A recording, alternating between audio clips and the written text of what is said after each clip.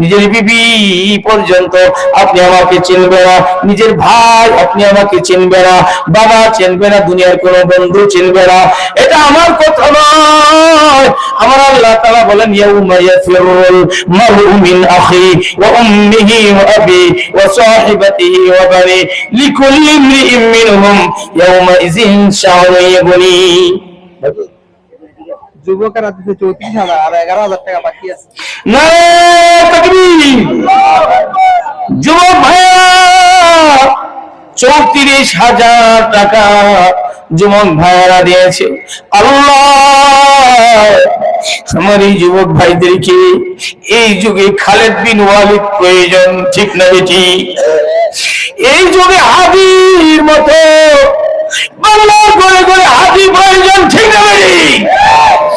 আল্লাহ আমার এই যুবক ভাইদেরকে খালেদ বিন ওয়ালিদ যে হাদিকে আমরা হারিয়েছি, আল্লাহ এই হাদি ভাইয়ের মতো আজকের এই যুবকদেরকে আমার এই হাদি ভাইয়ের মতো দেশকে নিয়ে চিন্তা করার, দেশকে উন্নত করার, আল্লাহ দেশের একজন যোদ্ধা হিসাবে আমার এই যুবক ভাইদেরকে আপনি কবুল করেন বলে আমিন। দেশকে ভালোবাসা ইমানের অঙ্গ। কিসের অঙ্গ? ইমানের অঙ্গ।